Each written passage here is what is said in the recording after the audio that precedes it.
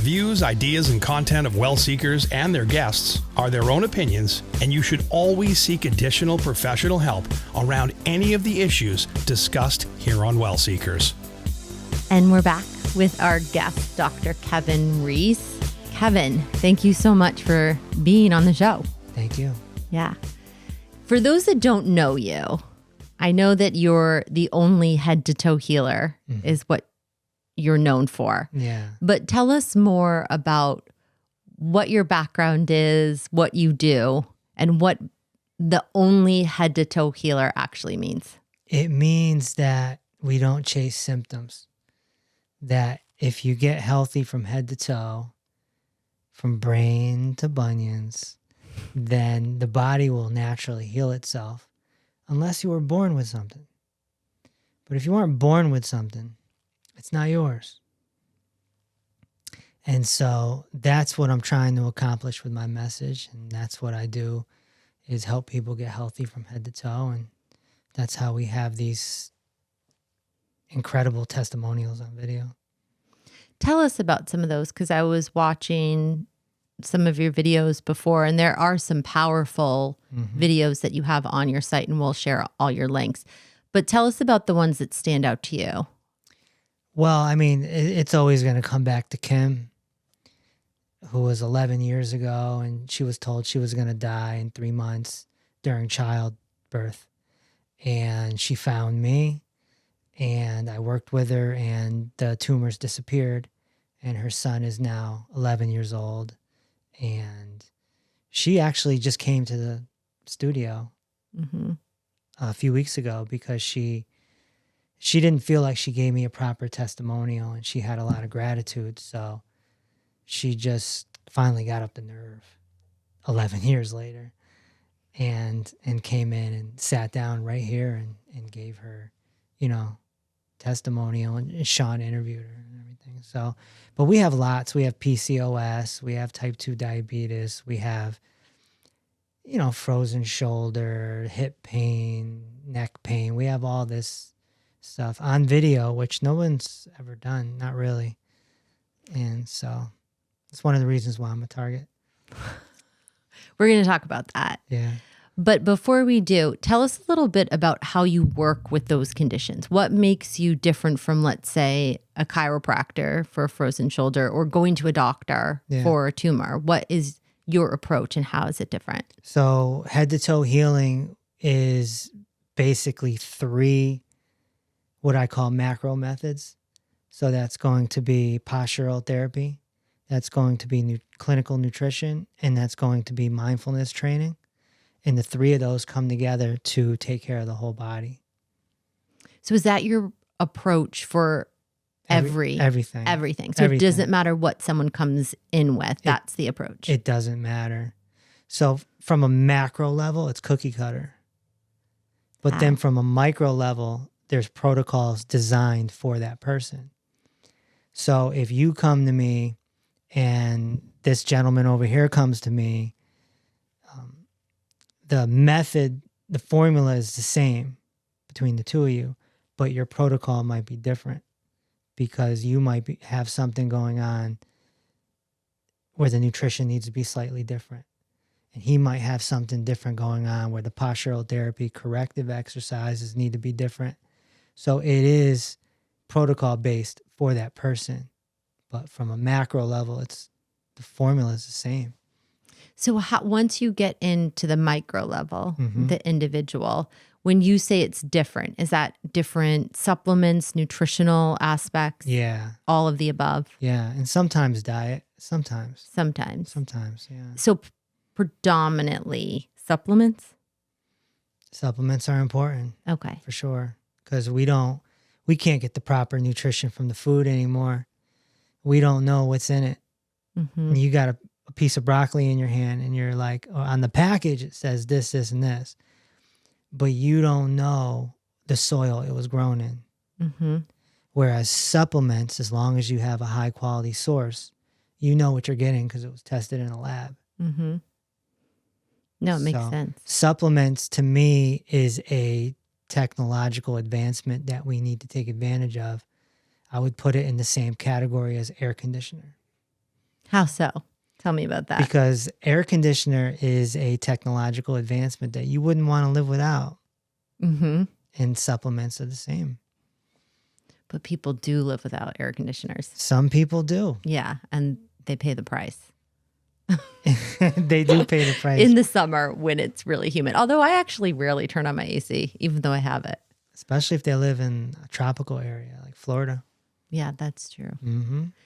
So aside from our air conditioning conversation, which we could go on for forever with. Yeah. So you have this micro version where, when you come in on the micro level, you look at the condition specifically, and then you create whatever that plan is in those three sort of verticals that you have. Yeah, it's customized. For sure. Yep. So tell me a bit about your background, your training. How long ago did you get into this holistic approach, and what did you do to explore? Because it sounds like this is actually something you created, these protocols. Yeah. I started with YouTube University, just like everyone else probably, because I had my own health issues going back to being about 28 years old and just trying to figure it out and finding gurus on YouTube and just figuring it all out. That motivated me to go get a certificate. So I ended up going to Florida to study detoxification, and then I enrolled into a health coaching school, and that's really where it started. Then a few years later, I just realized that people weren't taking me serious enough, and being an ambitious guy, I was like, let me just get a doctorate. And I just started researching on how I could do that. I had a bachelor's degree.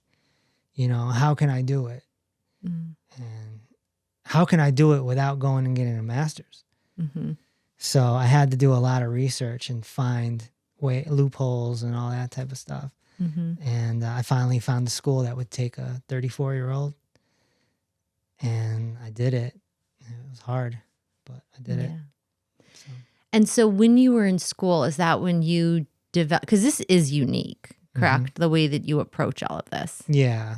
It became unique many years later, though. It became unique about 2.5 years ago. Tell me about that. Why? Well, the first part of my career, I was detoxing people.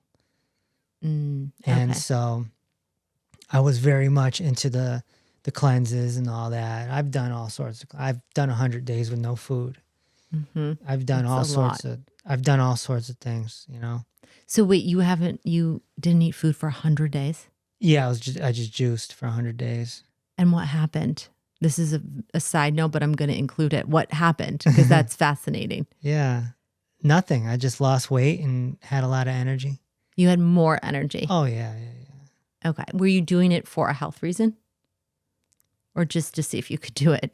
I think anyone that's ever explored the detox culture will know that it's a very obsessive thing. Yeah. You become obsessed with it, and then you start challenging yourself. Yeah. How long can I go? And can I get a worm out? Did you get a worm out? Oh, I've seen plenty of worms. Really? Oh yeah, tapeworms, whipworms.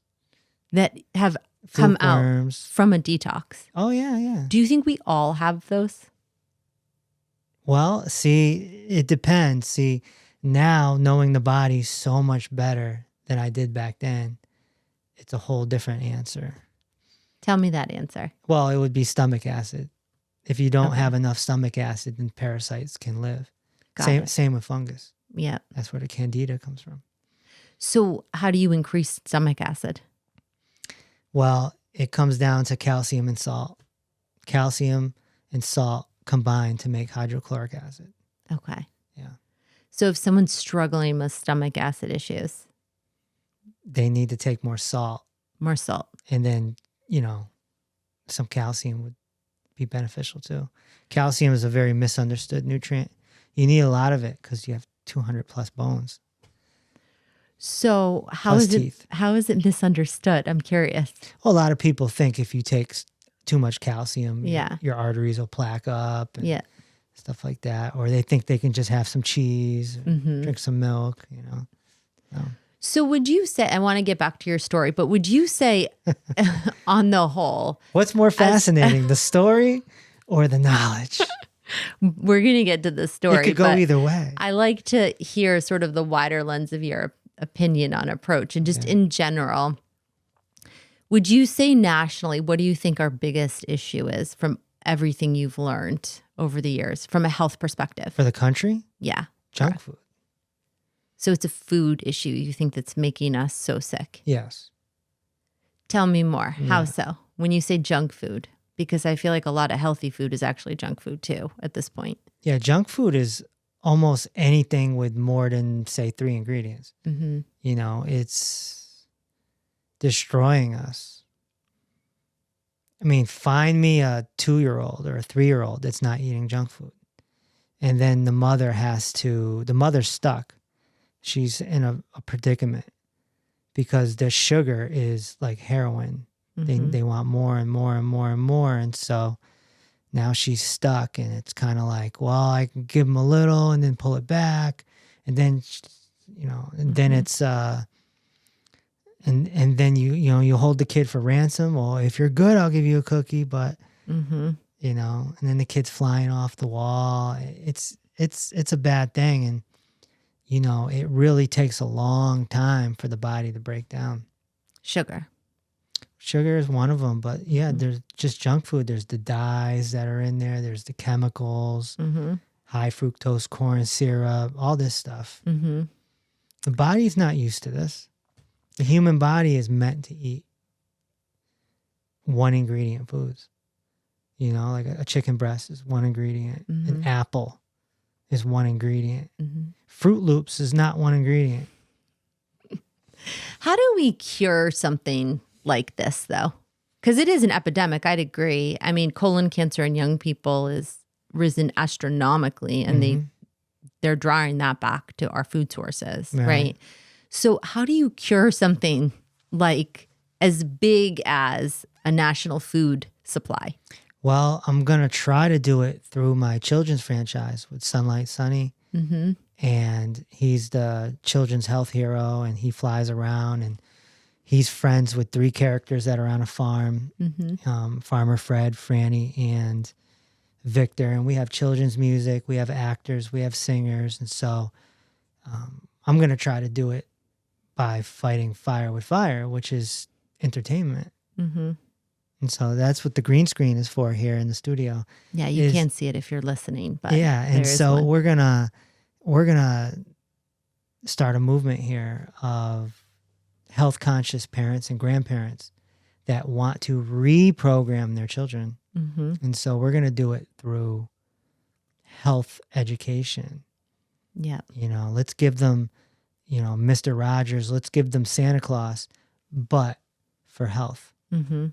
Yeah, that's the only way that I can see that it can happen. Yeah, and using entertainment for information and re-education. Yeah. I completely agree. I mean, I think one of the reasons Kevin and I connected, for everyone listening, is that's obviously my passion. So I completely agree with you. I think it's one of the only ways to do it. Yeah. So if we go back to your story, Kevin, so you're in school, or you've gone through your detox phase. Yeah. You've gotten all your worms out. Yeah. Yeah, you're good now. So now you go into your doctorate program. Yeah. Okay. So once you're out of your doctorate program, what's the journey for you from there to... I got burnt out, and I had to stop. And I was going through a very, very deep, we'll call it a spiritual journey. I was just so deep in that realm, and I was working on myself. And I was also facing some health issues, but it was more physical at the time. It wasn't nutritional. It was more physical. And so I was trying to figure out what the problem was. That's when I discovered postural therapy, and that changed everything. It was like the missing link. And once I started learning that, and then again, I fixed my own issues, I was just so remotivated, because now I could work with bulging discs and herniated discs and frozen shoulder and hip pain and neck pain and bunions and flat feet and costochondritis. And I'm just like, whoa. Now my whole world expanded. And this is where the head to toe healing comes from, is just having that realization. And so that's when I was like, I want to come back out. It's like I came out of retirement type thing. I pulled a Michael Jordan. I stopped. I stopped for like 2 years and recalibrated. Yeah. And then came back with a very, very strategic plan, and it worked. Yeah, I mean, you've mentioned your health issues a couple times, and I want to dive into those a little bit more if you're willing to. Sure. Especially because there's a whole backstory we haven't gotten to yet that I would love for everyone to hear about. But what health issues were you facing at the time? At that time, it was costochondritis. It was my calves clenched up. I couldn't drive for, I want to say 3 months. Really? Right. Because the muscles were so tense. Yeah, it was dangerous to drive.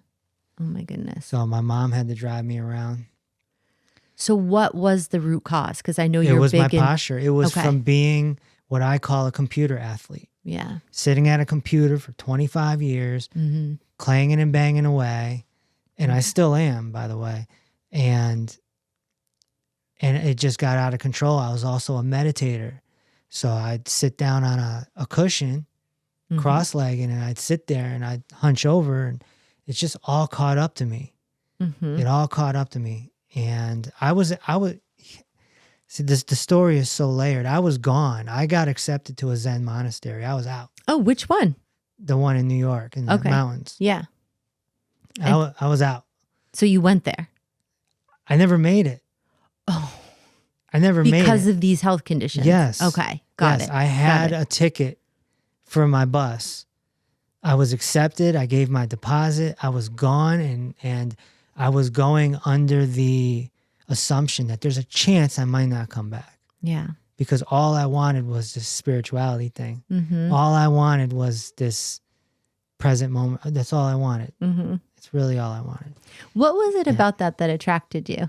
Because it's interesting. Is this a part of... I think you're just born with it. Yeah. I mean, I feel the same. It's kind of like a karma thing. It's just you either have it or you don't. And for me, it started developing in my late 20s, and it just never stopped. Is it a part of your program as well? Yes, we call it mindfulness training. Yeah. So we take the spirituality out of it, and we just make it more science. But yeah, I was gone. And my health started messing up. And that's when I was like, I can't get on a bus and go to a Zen monastery. I got to fix my body here. And it was like divinity, like, you can't go. You have to stay here. And by the way, I'm going to send you to hell for a little bit so you can figure everything out. And then you're going to start a clinic. And it's going to be virtual. And you're going to help people all across the world, and you're going to have fans and haters all across the world. And I had to go through the fire to get to that. It's a very weird story. It's very layered. Well, that's what we're here for. Let's hear it. It's going to have to be a book. Yeah. And I was writing during the time. So, but a lot happened from 2018 to 2022. Just those 4 years were just madness. When you say a lot happened personally. Yeah. I went through what's called Dark Night of the Soul. Yeah. Great book, by the way. Thomas More too, if you haven't read it. Everyone listening. Yeah, it's been around for eons, just the process, and different cultures have different names for it. Yeah, for people that don't know, can you tell everyone what that is? It's basically like you're dying. I'd say that's accurate. You have to face your mortality, and you have to face fear eye to eye, and you cry a lot. It's uncontrollable crying. It's uncontrollable because everything that's stored in you is just coming up, and it's all coming up at one time over the course of weeks and weeks. And for me, it was 7 months. It was 7 months. It was a long 7 months. And I had to just accept my death. I had to accept the death of my parents. I had to accept that we're not in control. And I had to go through this hell that became like heaven, you know? When you say your death, I mean, I'm assuming you mean from a spiritual perspective, like dying. I thought I was going to die. Your old self. Yeah. Okay. I thought I was going to die. Yeah. And then from that, this new self emerged. Yeah. But it was all, I remember talking to one of my mentors who wasn't my mentor at the time. I was just meeting him on a podcast. And he mentioned Dark Night of the Soul. And it was kind of like, oh my gosh, that's what I'm going through. Why didn't I think of that? Because it makes sense, because I was working on myself for so long. So it's kind of like you're on a rope and you're trying to cross a small stream or a river, and you're rocking back and forth on the rope, and the more you rock, the more you get momentum to launch yourself to the other side. And so when you're doing mindfulness training and you're working on yourself, you gain momentum. But before you can jump to the other side, you got to go through hell. Yeah, for sure. Yeah. And so that's what happened to me. That's absolutely what happened. It was horrifying. Yeah. And from that, though, Kevin, it seems like what emerged was this new clinic and where you are today. Yeah. I tell people all the time, I didn't plan any of it. I mean, I sat down and planned it, but it wasn't in my plans until it became in my plans. I was gone. I was out. I was going to become known as the guy who was a radio personality, who switched to health and did it for like 8 years and then just disappeared. Tell us about, I think this is a good transition point into that, because a lot of people don't know that before this, and we share this in some way, you were in radio. So tell us about Kevin Reese 1.0, right? The first version, because you were in media, you were on air. Why did you get into radio, and what was that life like? I have no idea. Oh, you just wandered in. So I was always very confused. I was always very talented, like very creative. And that sounds like a plus, but for me, it was like a minus, because it made me so confused, because I was good at like 10 different things. And then in high school, they start applying the pressure. What are you going to do for the rest of your life? And I'm like, I don't know. And so I just, working with the guidance counselors, they're like, well, what do you like? I like sports. I like music. And I'm good at talking on microphones. And it's like, broadcasting. So I ended up at the Connecticut School of Broadcasting. I was only 16 years old, the summer before my senior year of high school. And I was basically a broadcasting prodigy. I went in there and I dusted everyone. Like I was probably the second or third best in my class, and they're all old. They're all like 25, 35, 45 years old. I'm 16. And I was going to say old to a 16-year-old. Right. That's not old. To a 16-year-old, right. Yeah. And I ended up getting an internship my senior year in high school, and I just went with the flow. And then I went to college, and I got a radio show and TV show immediately. I slaughtered it. Everyone knew me on campus, and then the ego kicks in. Now everyone calls you by your nickname, and you're somebody. And then in 2001, I got hired at Hot 93.7 WZMX probably, as far as we know, the youngest radio personality in Connecticut's history. He's 21 years old, Wow. on the radio professionally, Mm-hmm. a few months removed from college. Mm-hmm. Like, people are texting me. Text had just come out. We have the brick phones, and I'm getting text messages on my phone like, is that really you? Mm-hmm. Because everyone that knew me from college is just like, because Hot 93.7 was a big deal back then. Yeah, for everyone listening in Connecticut, I mean, it still is one of the biggest stations, I think, that exists. But back then, totally, because radio was a big deal. it was Yeah. like MTV landed in Connecticut. Yeah, because we didn't absolutely. have hip hop and R&B. Yeah, yeah. So it was like MTV landed in Connecticut. Mhm. And it was like my college experience of becoming known on campus just spread to the whole state. Mm-hmm.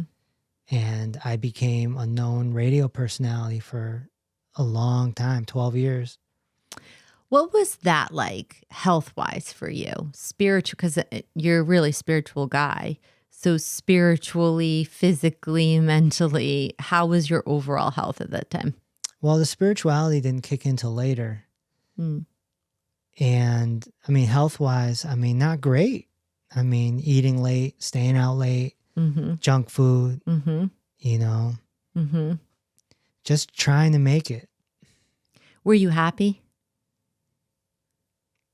Yeah, I yes and no. I mean, I was happy because I was good at it. Yeah. I think anytime you're good at something, Mm-hmm. you feel happy, but then you become disappointed if you're not making the money you want. Mm. And radio doesn't pay well. Mm-hmm. Never has, and never will. It pays well for some people. If you're in a morning show Yeah. or you get syndicated, yeah. Yeah. sure. I was going to say, I was on a morning show and syndicated.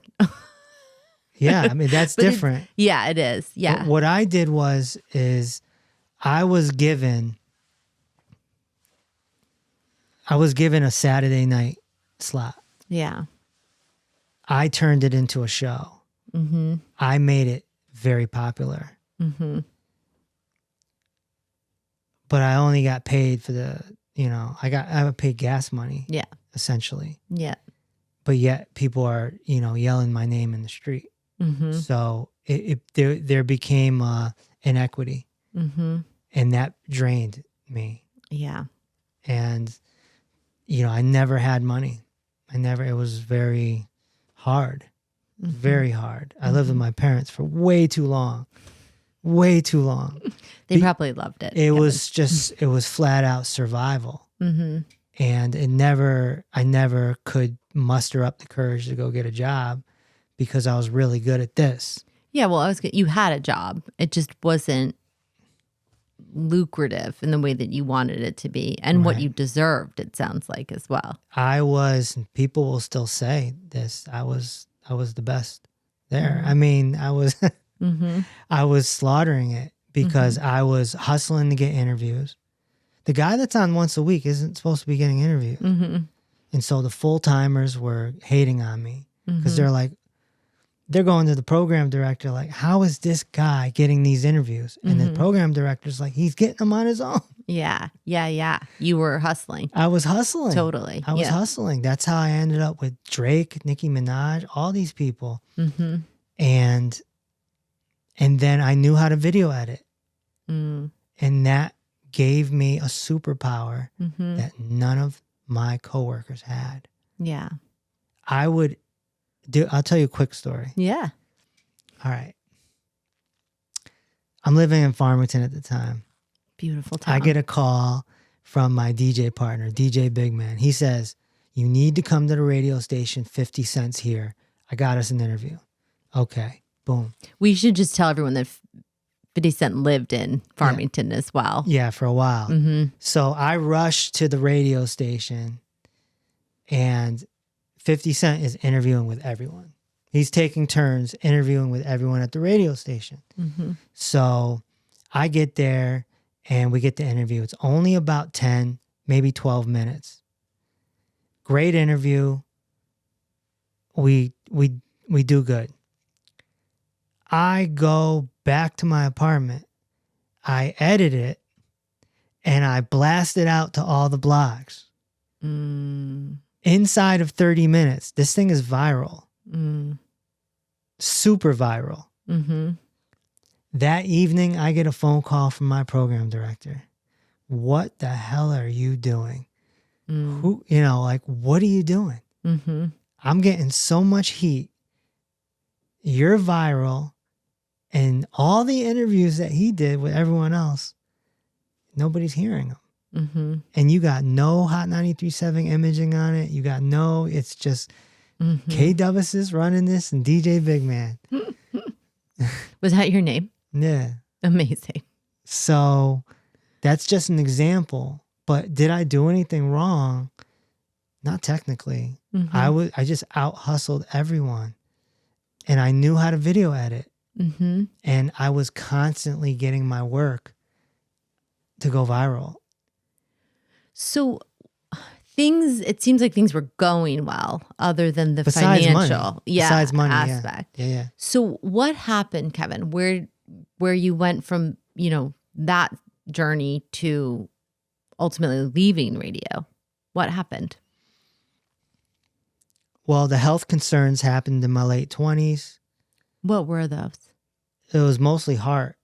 I had to go through a lot of tests and all that. And that's when I discovered the medical monopoly and realized how crazy the system is. And yeah, like I told you earlier, I ended up going to school and studying, and that was all parallel while I was on the radio. Oh, so you were in school while you were on the radio? Correct. Okay. Yeah. So you had sort of a enlightenment moment where you said, I need to take control of my health while you were on the radio. Yes. And then you tried to but you were transitioning out and you were still on the radio. Yeah, I lost a lot of weight, and a lot of my coworkers were asking me I transformed in front of everyone's eyes in 6 weeks. And they were just like, what's going on? And I started coaching them. And that gave me the spark of maybe I should do this. I always wanted to be a teacher. And something we left out of the story is I ended up back at the Connecticut School of Broadcasting to become a teacher. And I worked my way up to becoming the director. So now I'm running a whole school. So that's when I ended up getting my money. And I was still on the radio once a week. And then the radio station started hating on me because I couldn't fill in anymore.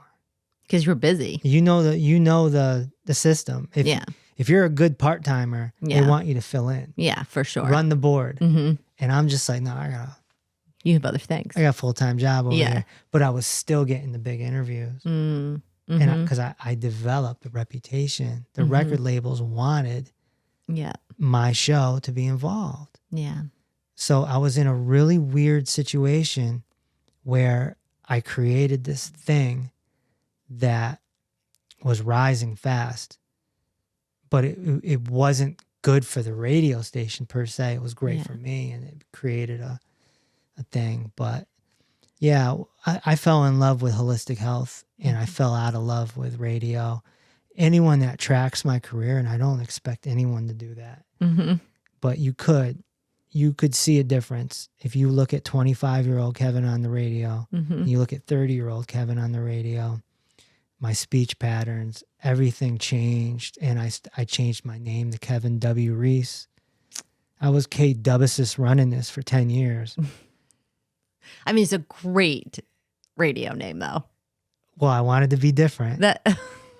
So I came with the syllables. You accomplished it. It's a jingle. It's amazing, especially for your station.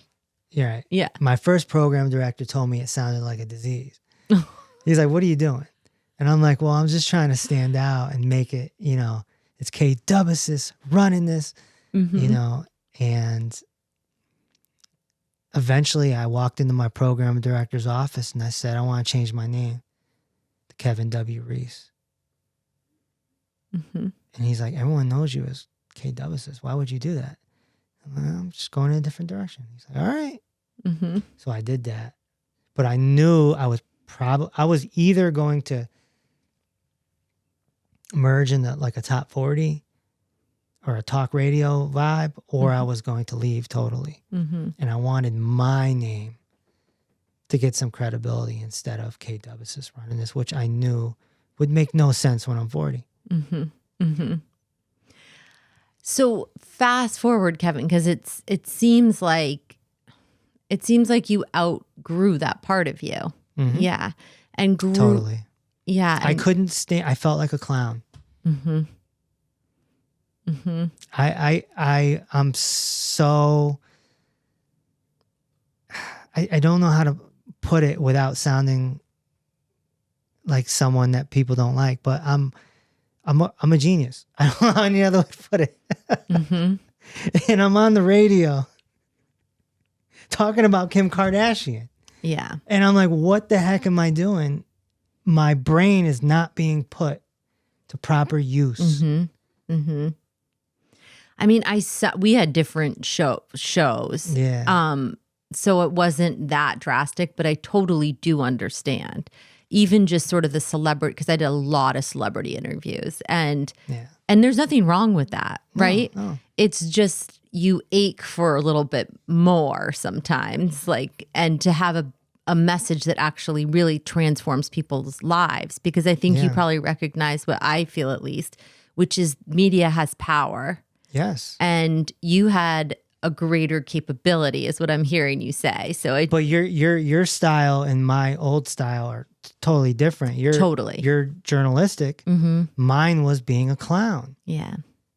Mine was about making people smile and laugh. I did things. I ruined my social life because I had it in my head that I was a shock jock. And so if I went out with a girl or something and something happened, I would bring that story to the airwaves. Yes. Yeah. You know, I would get a phone call from that woman being like, what are you doing? Yeah, of course. I would totally just, it didn't matter as long as I got the laugh and it was recorded. I didn't care. And that's where my mind was at. Yeah. And so you can see the change happen through the years. And then the speech patterns changed and I started getting more journalistic. And then I changed my name. Everything, you can just see it, the change happen. And then once I found the health thing, I just felt like I found what I was looking for. So that's something that I tell young people, like, what you love at 20 might not be what you love at 30. Oh, it's definitely not going to be. And then at 30 to 40 and 40 to 50. I mean, we're meant to evolve and change, right? Yep. But I knew I wanted to be a teacher because when I taught at the Connecticut School of Broadcasting, I loved it. I really loved it. I'm not talking about the subject because obviously I changed the subject, but the standing in a classroom with a whiteboard and having everyone take the teaching, execute it, and come back and be like, wow, it really worked. And it's a really powerful feeling. So let's talk more about today, Kevin Reese today. Fast forward this incredible journey from career to another career, right? You've really evolved, which again is how we grow. So it is a beautiful journey. Today, I know you started off this interview by saying you were really controversial. Tell me about that. Because I went and watched your videos. I do feel like there's some comments where people are like, is this true, essentially? Like questioning the validity. Is that the controversy you're talking about? There's a lot of controversies. Tell us all. I wouldn't even know where to start. I mean, I get attacked by medical doctors. I'm called a quack, charlatan, snake oil salesman. My favorite is fake doctor. That's the one that I've really adopted. And it's becoming my nickname. Fake doctor. Yeah. So there's still a little shock jock here. I think you're just taking the negative and turning it into a positive. Well, there's such a high level of mindfulness here now that I just genuinely don't care. Yeah. I don't care what people think. And I think that people can see that. Yeah. And I've realized that my people have to go through the fire to become my people. And I tell my clients and even my supporters all the time, if you want to support me and you want to spread the word about me, I am going to be your mindfulness training right there, because you're going to go to a family barbecue, or you're going to send a video of me to one of your friends, and you're going to get something back that you don't want to hear. Mm-hmm. And now you have to face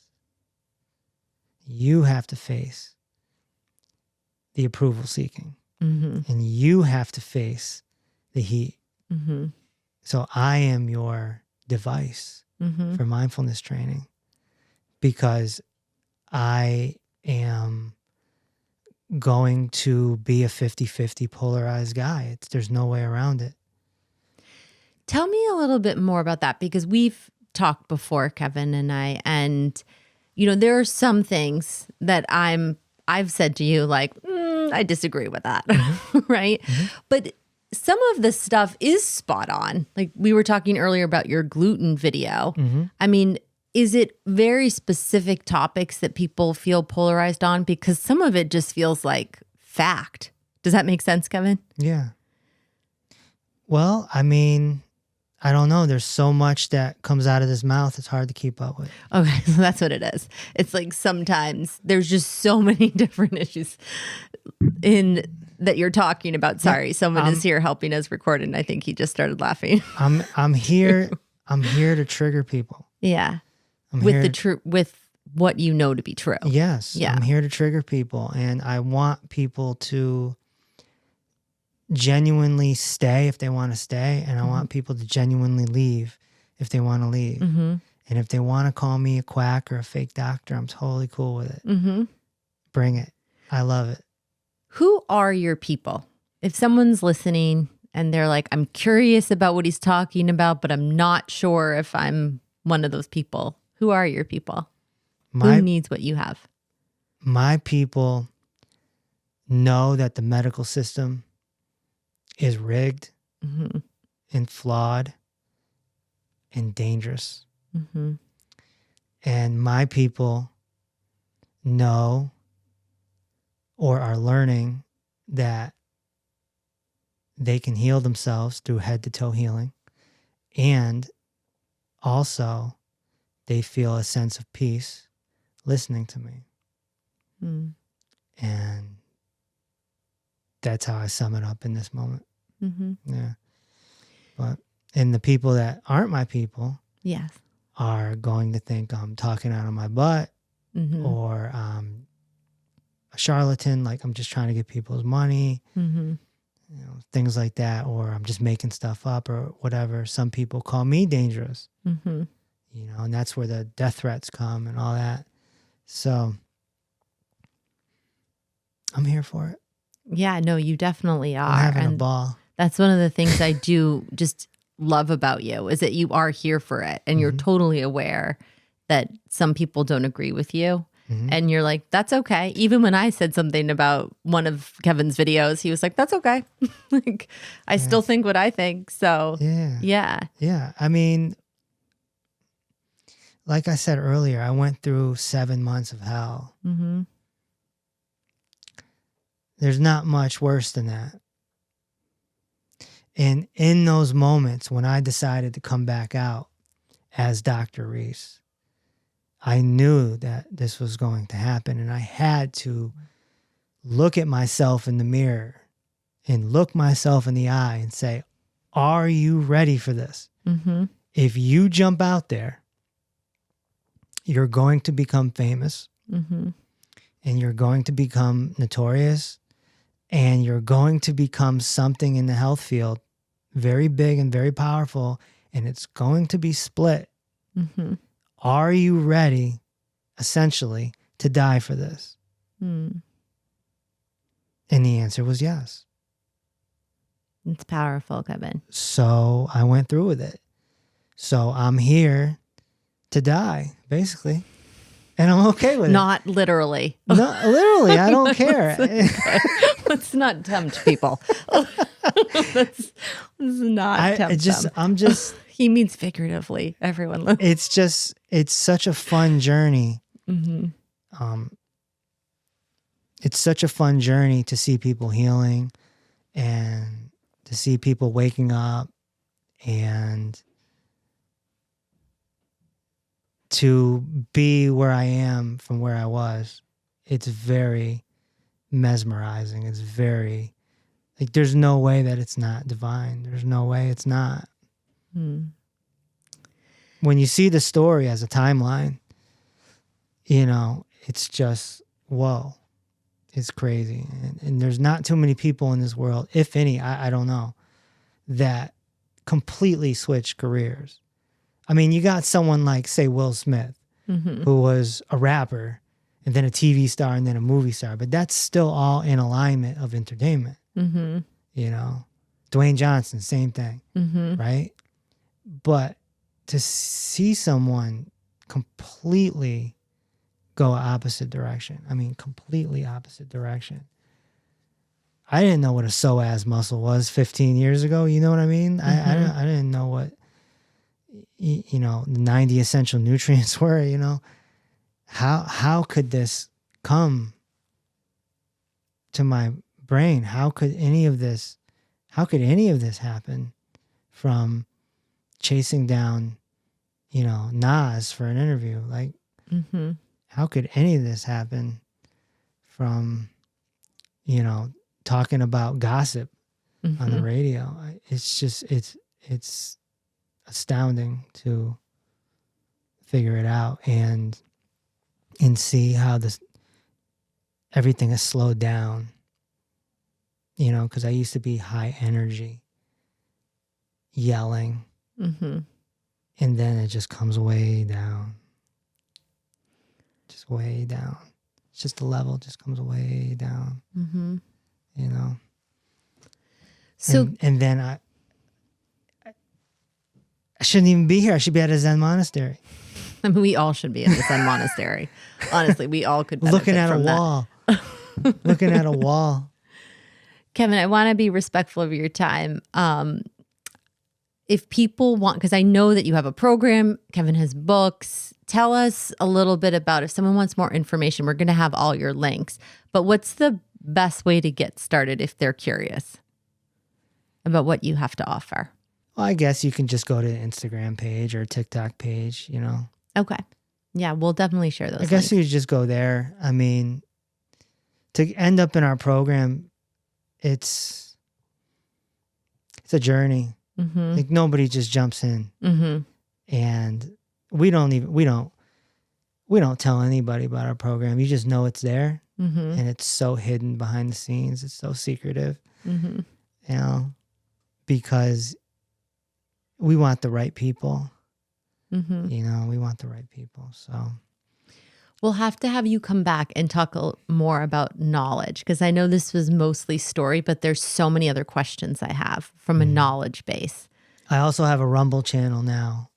And so really, really doubling down on that. I think Rumble is the future. I think YouTube is, heading towards censorship. So, we're really putting a lot of stuff on Rumble right now and being nice and free about it.